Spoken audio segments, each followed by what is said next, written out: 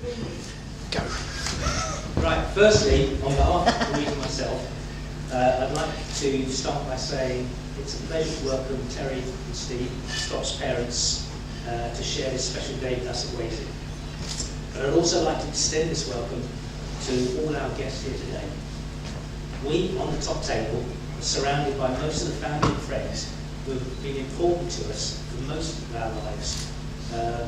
And that's where I was. And I know many of you have travelled hundreds, if not thousands of miles to be here. All of you from the far north of Northwest Orkney.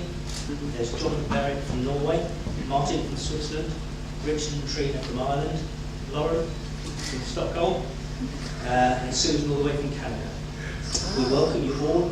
I hope you've enjoyed the day so far, and I hope you enjoy the evening. I'd also like to thank Terry and Steve for their friendship over the last few years, and thank them for their support of Kate and Scott for such a wonderful occasion. Now, Kate, I'm conscious that she's sitting here next to me, probably fear and trepidation, what I'm going to say about embarrassing tales of her earlier years. But to be honest, we couldn't think of much that she'd done wrong to embarrass her about. Or so I thought. That wasn't until the head weekend. Now, I've been told a couple of things that came up. Maybe look at Kate in a completely different light. The team names, very interesting. The Mr. and Mrs. quiz answers, even more interesting. And as for her behaviour with the Scottish stripper in the film, well, I was shocked at the video. Don't worry, Kate. What happened on the boat stayed. Unfortunately, I can't gag the bridesmaids. If any of you want some information, please see them later.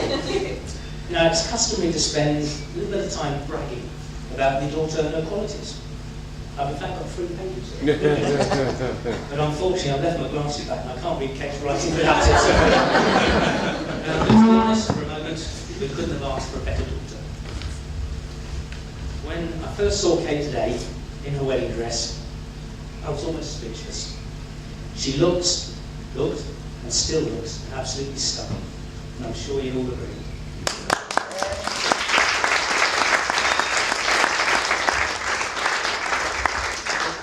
It only seems yesterday she was prancing around the lounge as a 3-year-old in her dressing up wedding dress and veil. We wonder where those years have gone.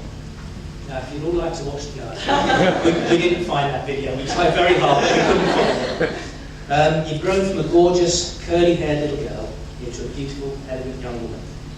And we are both so proud of you.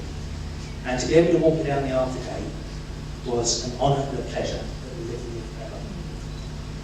Kate has grown into a confident adult who isn't afraid to say what she thinks, yet is also very caring and thoughtful. She has been, and will continue to be, a very loving and helpful daughter. She's shown herself to be a loyal friend, loving sister and granddaughter, and a doting new auntie. I can give you an example of how loving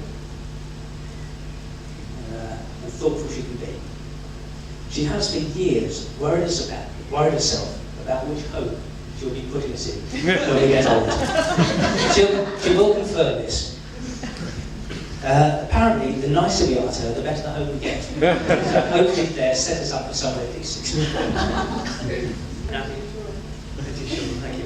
Kate has worked incredibly hard at school and had excellent results and enabled her to go to Southampton University. She qualified there as a physiotherapist. And it was there she met some of her best friends, who fortunately are here today to celebrate with us. Now, I'm sure Scott will benefit from her training if he continues to throw himself off stand-up paddleboards and blue surfers. Now, as a parent, you worry about who your daughter will settle down with. And Kate, your mother and I couldn't have wished for a better husband for you. In Scott, we feel you have found your soulmate. Although you're very different characters, complement each other perfectly, and we know how happy you make. When Scott asked me for Kate's hand in marriage, a number of things went through my mind. Firstly, let's hope he chooses the hand that dips into my wallet from time to time. Secondly, and last, that's fantastic. After being together for 6 years, Kate has what she's hoped for a long time. 6 years. We'll come back to that later. Thirdly, Louise is going to need a new dress, hat, shoes, bags, etc. It's always a difficult decision, but I feel she's made a fantastic choice. It looks wonderful.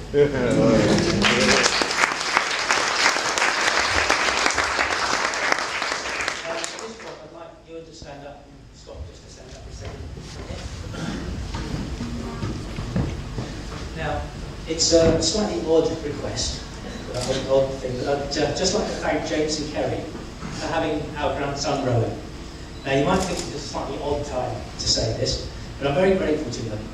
As I've been unable to grow 6 inches in height since the engagement was announced, they've provided at least one male who's going to be short in the photo.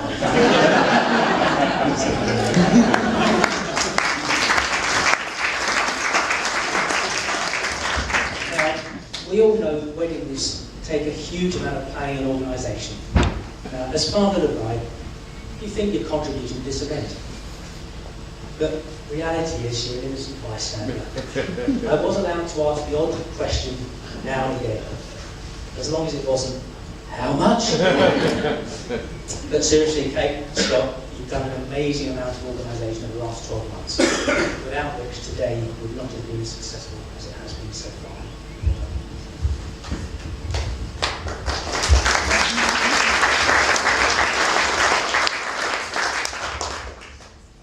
Now Scott's turn. We first met Scott in Greece about 6 years ago, when he and Kate worked for a holiday company, one of their long university summer holidays. He was a quiet chap even then, but I have to admire any man who on the first meeting with his future mother-in-law gets her to throw herself out of the boat. He obviously didn't know at the time it was going to be his future mother-in-law, but he might have thought twice about it if he had. It's not quite as bizarre as it sounds. Scott was taking the beginner's sailing course that Louise had done more than once before. None of the other instructors had managed to get her to complete that part of the course where she has to capsize the dinghy and climb back in. Scott, in his quiet, persuasive way, worked his charm, and she ticked that part of the course off. Scott has shown himself to be Mr. Reliable, Mr. Calm, definitely Mr. Patient, and having been involved with him choosing his new car, I now understand his process in deciding when and how we asked Kate to marry him, especially the timetable. There would have been lots of thought, research, weighing up the pros and cons, calculating potential costs. Then obviously checking the bodywork, ride comfort, running gear, checking there are two decent airbags up front before the purchase. I know there are two different versions of the proposal. There's a his version and a hers version. But the time and the place of the proposal are insignificant if the correct man is asking the question. And we're delighted to be asked. Right, I'd now like to formally welcome Scott to the family. I say formally as we feel he's been part of the family for some time. You are now officially a real uncle. And not, as Kate has said, a pretend one. Scott is a son to be proud of, and we're delighted now to call him our son-in-law from today. We'd also like to thank Terry and Steve for the way they welcomed Kate into their family home, and thank them for taking on some fantastic holidays. It's now time for some words of wisdom from the two of you. For us, it's quite simple. Just do whatever it takes to make the other one happy. Lastly, I'd like to all raise your glasses. The toast is the bride and groom, Mr. and Mrs. Porteous.